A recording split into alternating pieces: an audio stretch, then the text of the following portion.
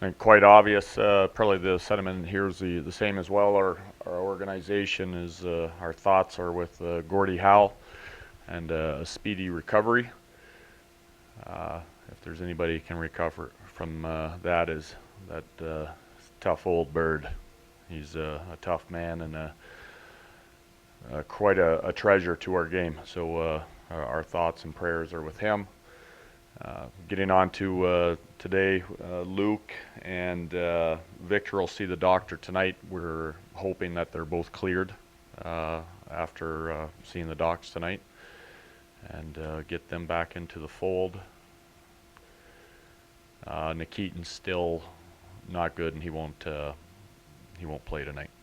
Do you consider sending Luke down for the conditioning assignment, or you just want to throw him in? We're going to talk about it. We got to wait and see if he's cleared first. So there's no use putting the cart ahead of the horse right now. Is it different when you send an NHL heavyweight down because he runs the risk of going to the AHL and having to fight every kid down there? If you could just send him down so we could just play hockey, not fight, easier. Well, that's your hope. We went through well, it wasn't a conditioning assignment, but in my previous job before, we had Colton Orr came down and got his feet underneath him, started playing, and actually played very well for us. So for me, that's what it's about. You got to play. You're there to condition to play. So whatever the plan, we end up with Luke. That'll be dealt with accordingly. Is it Keaton just a day-to-day thing, or do you think you might have to, might be a little bit longer? Yeah, it's his back. So he's got some back spasms going, and you never know with those ones. You're hopeful it's day to day. He's a tough kid. He's got a high pain threshold, that's for sure. So taking that in mind, we're hopeful it's kind of day to day. But those backs have a mind of their own. Hendricks got shaken up pretty badly the other night. Said he got a stinger. He is not. Yeah, he just rubs dirt on it and gets on with it. So he's good. As a proponent of shot blocking, I know how big you are. Is it tough as a coach to tell a guy go stand in front of Shea Weber as he's winding up? They just do it on their own. Those guys. It's that's the great thing about especially our penalty killers. They want to go do it. There's a side of them that likes to do it. So we don't have to bring it up. We know Shea's got the big gun, and we'll do our best to get in front of it. But in a perfect world, we're not blocking shots. We have the puck, so we don't have to block them. But in this league, on the power play especially, teams are going to get their setup. We don't want to allow that setup, but we've got to respect the Webers and the Subans, guys like that can really gun it. But we have a lot of brave men on our team. What's impressed you the most with Mark Payne so far? Just his steadiness. He's I think he really relishes his role here. He's embraced it. It's a tough thing that he has to do every night to go out against the other team's top line or top six.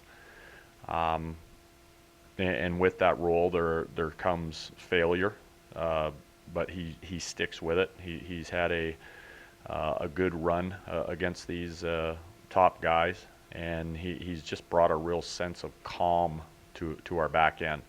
And it just goes to show you, if you're a student of the game and play simple on that back end, you can get a lot done.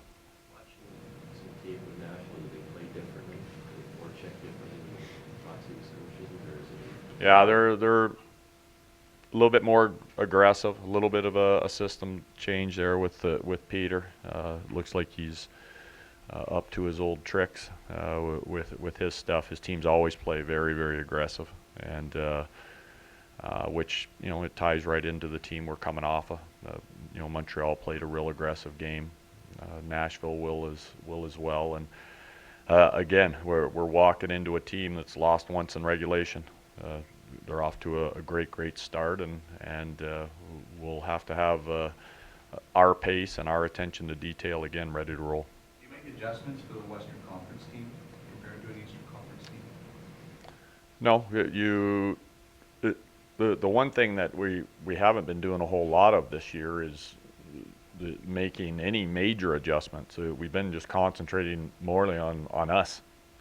If we feel that if we can play a certain way, then we don't need to adjust. So it's more, reminders with the other team, like whether it's a specific one on a Weber, if it's maybe a forward that has a tendency to turn one way, whatever it is. But overall, system-wise, you've got to be ready to play fast. And we're more concerned on how we're playing this year than anything else.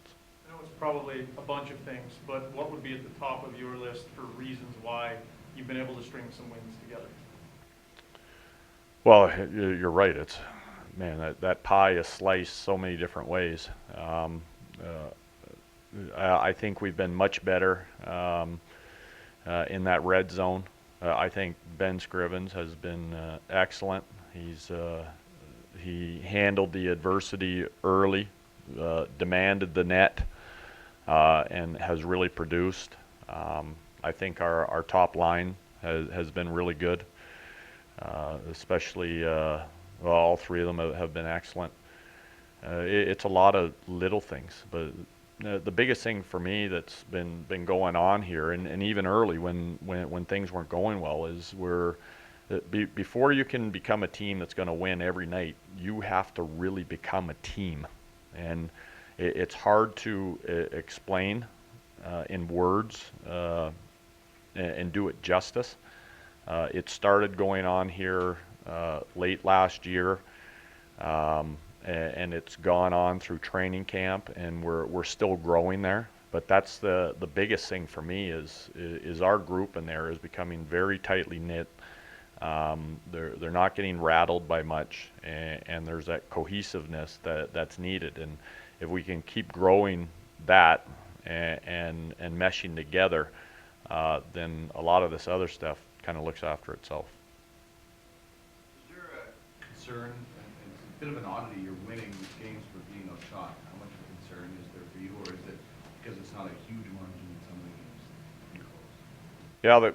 Yeah, a lot of nights I think it is going to be close. It's the nature of the league, but we're doing everything we can to win that puck possession game. Like over from a night-to-night basis, you want to be on top of it, because over the long haul, you can't argue about a team's Corsi. Over the 82 games, you cannot argue on what gets you success and what kills you. So and just having a good Corsi, again, it's a whole bunch of different slices of the pie, but we're trying to stay on top of that. We don't want to be on the negative side too many nights. But a lot of nights, it's going to be real close. It's just the nature of the league. You talked after the Monday game that you felt the lack of success against the West was as much confidence maybe as anything else. How important then is a game like tonight to get your first win against the West and to keep the confidence for your team? Yeah, for me, I don't care where they play. It's we want the 2 points tonight. It's about today and getting the points, and whether it's a team from the East or a team in our division or a team from the West, we need the points. And we're going to need them every night. It's never going to change. It doesn't matter what night it is. But the confidence level of our guys is high right now. We want to keep that, and you do that through good play and details and pace. And we're going to have to bring all that stuff tonight. Now, getting a win against the West. Gets us away from answering these questions every day, so that'd be good too. You mentioned Gordie Howe. How did your paths cross over the years?